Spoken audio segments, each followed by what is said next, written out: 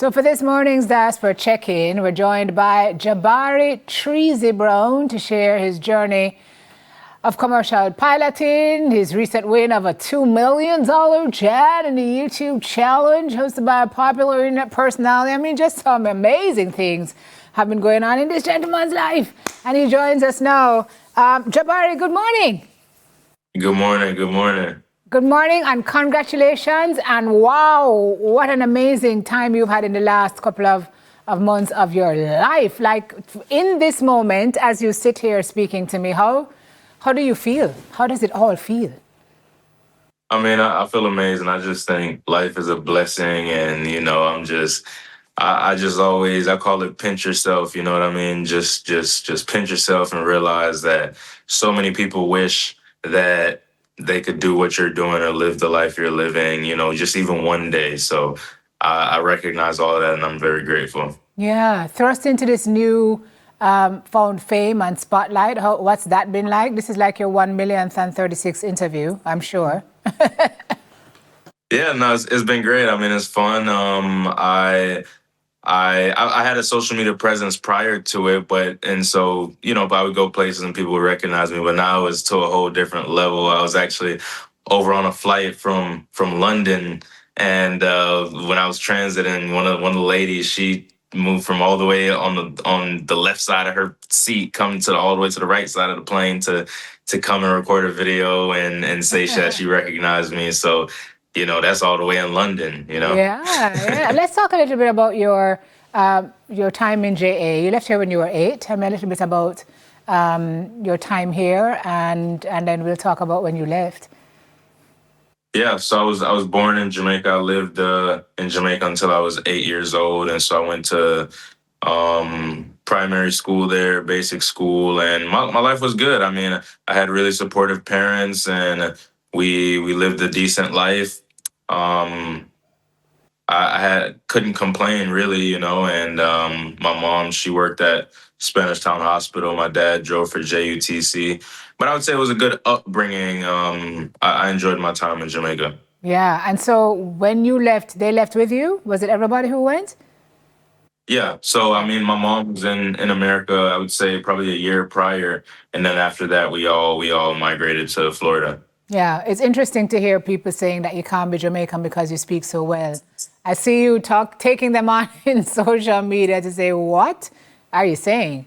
Lots of misconceptions. But anyway, you went there and then you put yourself through flight school. Is that right? Yeah, so I was able to get a scholarship for my private pilot's license. So I was able to get like an $11,000 US scholarship for that. And then after that, I covered the rest of my flight school, yeah. Yeah, what was it about flying, Jabari? When did you know that was what you wanted to do? So I always enjoyed, aviation. I always had some type of, I had no idea why, but I just always wanted to fly at least one time. I didn't know I wanted to be a pilot, like seriously, because I've done so many different things that I was afraid that I was gonna get into it and I'd be like, I don't want to fly anymore. And it was such a big investment. But I was going, my mom, she does Mary Kay, and she was doing a seminar in Texas. They have an annual seminar in Dallas. And when I was going to exit the airplane, the captain, Z-Big, brought me into the flight deck. And after that moment in August of 2022, I knew I wanted to be a pilot. And there was never a single step back from that day where I stopped looking at aviation. You've seen the world. Your eyes have been open to almost every corner of the globe. No regrets, I'm sure, in stepping into this part of your life? Not at all. It's the best thing that I could have ever done. I mean, I have seen, like you said, I've seen so many places. My passport is just filled with stamps. It puts you in a room with people with ridiculous net worths and connections. So for me, it's the best thing I could have done. I mean, you got to think I'm constantly around people who are massive business owners, and we have a real friendship. So it just opens doors in ways that I don't know another circle Yeah. that could and then you guys are companions because you guys share something that's very similar. Yeah. And you are so young, Jabari. You have so much further that you can go in this. I mean, now you own a private jet. Mind blown. But you fly. You're a pilot. You're a private pilot now. Well, so we don't use the term private pilot. Okay. There's a common misconception, and I totally understand. But so you have a private pilot's license, which that just means you could fly family and friends, and just for leisure. But I am a commercial pilot. I have a commercial pilot's license, so I am legal to go to the airlines. But like you said, I'm too young. I'm 20 years old, and legally to be an airline pilot, you have to be 21. So I've overachieved from a young age, but I am qualified to be an airline pilot. Yes. Is that what you're gonna do? You're gonna go commercial when you hit 21? I don't know. I actually had an airline interview the other day, which I declined. I don't know. I don't think the airlines are probably for me anymore. I've been thinking that for like a year or so now, but I plan to still fly, corporately and private jets, probably as a contract pilot, so I can pick and choose when to and when not. That is correct, sir. That sounds like the right way to do it. And so tell me about this competition now that you did the other day that has taken your life to a whole other trajectory. You saw it, you decided you wanted to get involved. Tell us more.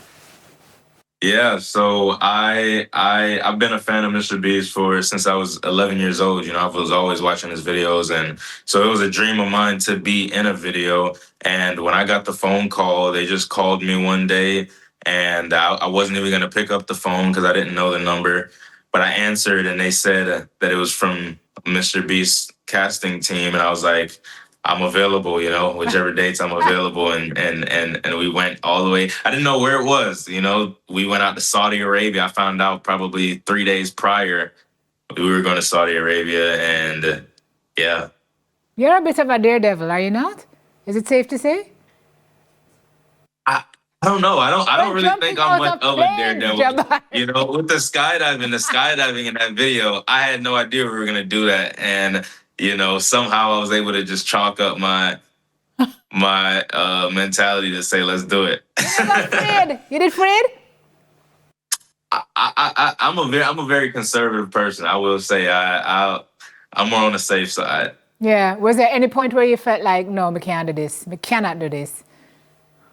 Nah. I don't know what it was, but for some reason I just kind of said I'm gonna do it, because I've done scary things prior that I just know once you get going, you're good. You know what I mean? Right. Once you start, you just gotta start. Yeah. So that last challenge, right before you on the plane, that challenge was you guys had to hold on to that craft. It was the last person to let go? Correct. So the person with their hand on the jet last would have won the challenge. How long were you holding on? They don't depict it well in there, but that was about 36 hours. Jesus, babe. Yeah, people don't know that. Yeah, because editing is editing, and you have to make it fit into a segment. It was 36 hours. Yeah. So when it was the five people, when those two people got out, and then it was the top three, there was they literally cut probably 14 hours, like 12 or 14 hours on to the top three. So people have no idea that it was like 36 hours. So Jabari, this is 36 hours, no sleep? No sleep.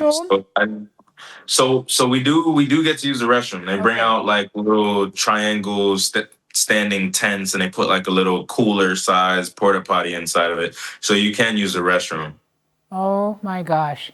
And tell me about the final moments now, because we're looking at it on screen. So you never wanted to leave it a chance, no? So they switched up the game to where now we had an hour left, and if more than one person had their hands on the jet at that time, nobody was gonna get it. It was just gonna vanish. So I basically thought they were not gonna take their hands off. So I kind of accepted the fact that we were just all gonna get 20 grand and go home. So when they finally decided to take their hands off the jet because we played a game and I won that game, I couldn't believe it, because you got to think, in my mind, I'm thinking the best I could get now is 20 grand because they're not taking their hands off the jet. So to go from 20 grand to the grand prize, I mean, that was, I couldn't believe it. So you're going back there. It's like you're reliving it all over again. What is this? Yeah. How does this change your life now, sir? I mean, are you going to keep it? Are you going to sell it? What are you going to do with it? You can't just park a jet in your backyard. I mean, yeah, so I've gotten that question a lot. We put the jet through a lot of different things in that challenge, so it wasn't smart to take the airplane. It would have, been forever until I was able to get it due to inspections and stuff. So you could take the prize money with the MrBeast team. They have that option. So a lot of people have been saying, "Oh, sell it." But you don't have to do that. You could just take the value. So that's what I elected to do. Okay, fantastic. What an incredible happening. Just in time for Christmas. Like, Santa was good to you. You were clearly on the nice list. Jabari. Yeah. Congratulations, my friend. We are happy for you. And we know, I mean, you're 20, but man, is your head properly screwed onto your shoulders. And we know you're going to make that 2 million into many, many millions more. Never says he's waiting on his court. Western Union? Yeah. Western Union, he says you can. Okay. Jabari, thank you so much for linking up with us this morning. We really appreciate it. I appreciate you guys having me on. Like I said, I've been watching this show since I've been a kid. So it's great to be on. Thank you, my friend. Take good care. Commercial pilot, Jabari Trezy Brown. What an incredible story. Incredible. That's it for our Diaspora Check-In.